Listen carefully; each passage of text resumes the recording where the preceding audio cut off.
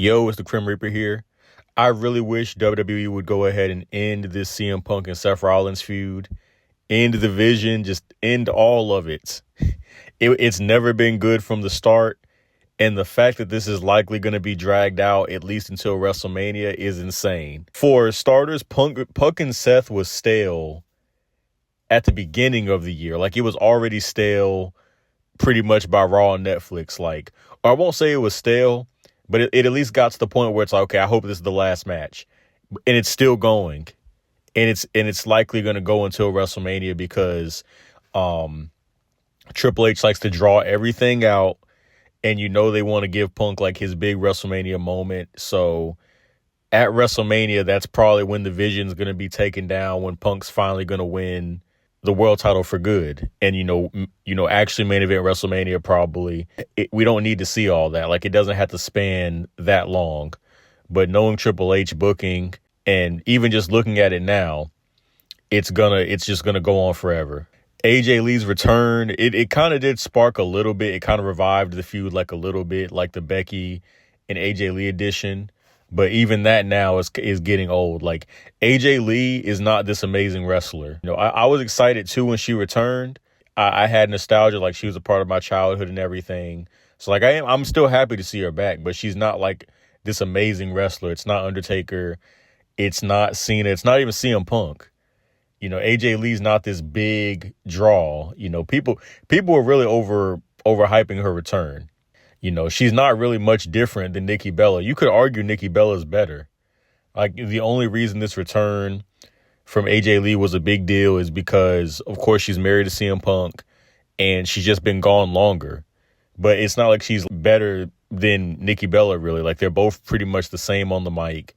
In-ring skills are the same. And to be honest with you, I'm not sure why AJ Lee is looked at as like this pioneer women's wrestling. What she's mostly known for is like the entanglement storylines and stuff that she had, back in the day with Cena, CM Punk, like her kissing Kane, pretty much her causing mischief among all the men in the company. Like, she's not known for, maybe in the later half, again, she was taken more seriously, like, just for women's wrestling. But overall, she's not known as this pioneer women's wrestling, putting on all these banger matches. Like, that's not really what got her over. Maybe I'm wrong. Maybe I'm wrong about that. But at least to me, AJ Lee's more so remembered for those storylines and being like, oh, the crazy chick, which she can't even do anymore because she's married to Punk in real life. So, if you ask me, her character now is really going to be kind of boring. Like, it already is, really.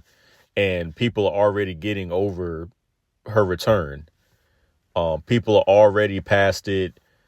The hype's already died down, even, a month from now, 2 months from now, she's just going to be like another women's wrestler. Her return and, the Becky Lynch acquisition, it kind of helped the feud a little bit, but even now it's kind of dying down.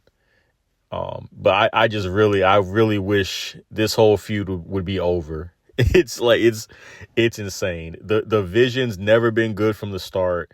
It's just a bunch of guys paired together. Braun Breaker, still really no explanation on why Braun Breaker wants to be a part of this faction, why Bronson Reed wants to be a part of this faction. We know from Seth Rollins that Bronson Reed basically joined it because Seth Rollins, gained respect for him, from their feud last year. But what reason does Bronson Reed and Braun Breaker have to join this faction?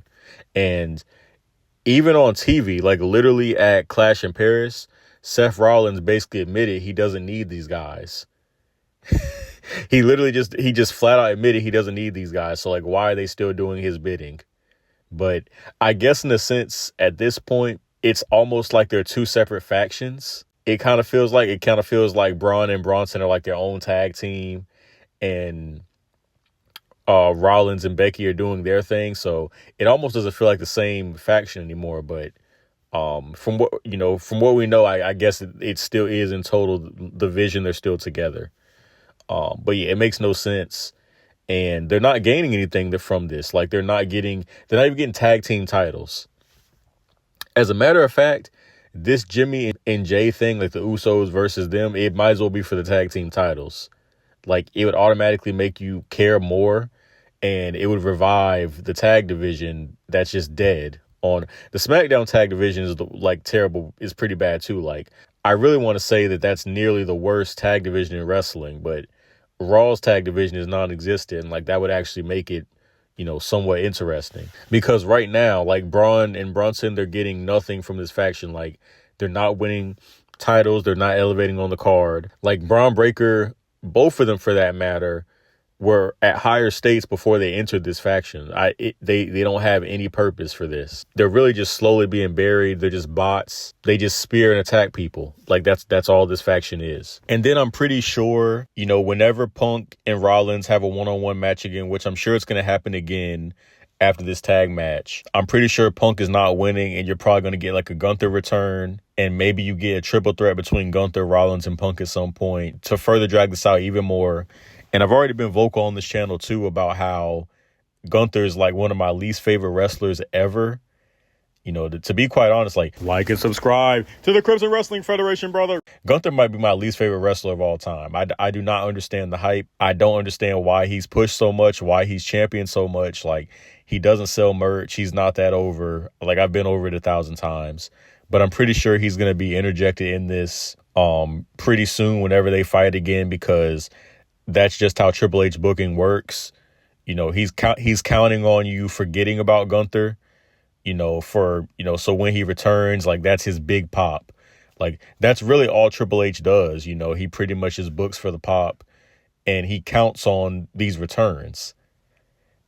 That's really that's the only thing that happens in WWE nowadays. Like, it's not any good storylines. It's not anything interesting, even great matches. It's just returns. That's all it is. That's literally all it is. He thinks every pay-per-view is a success if he has, a shocking moment or some type of return. At SummerSlam, of course, it was Brock Lesnar. I guess you could say at Clash in Paris, it was Becky joining the Vision, which is stupid, by the way, which is, kind of retarded because, it's his wife. Logically, she should have been in the Vision the whole time. And we just saw her wrestling an hour before it happened. So it wasn't like this shocking thing. I'd been saying for months on this channel that Becky should have been a part of the Vision from the start. So like it didn't even make any sense that it took this long to happen. And the fact that they made it out to be this genius thing and like, oh, I always have a plan B, and it's just his wife. Like come on now. But yeah, nothing actually interesting or compelling happens on this show. He just has one return pop, a pay-per-view or every month, and that's pretty much what keeps the company alive. And it's really sad and lazy, honestly, like very sad and lazy.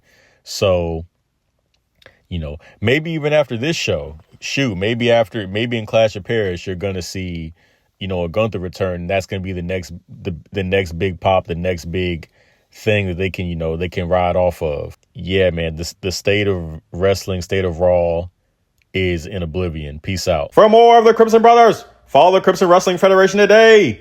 I'm commentator Havoc, the voice of the Crimson Wrestling Federation.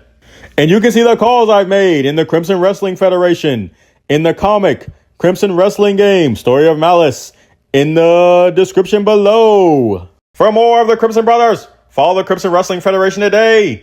I'm commentator Havoc, the voice of the Crimson Wrestling Federation. And you can see the calls I've made in the Crimson Wrestling Federation, in the comic Crimson Wrestling Game, Story of Malice, in the description below.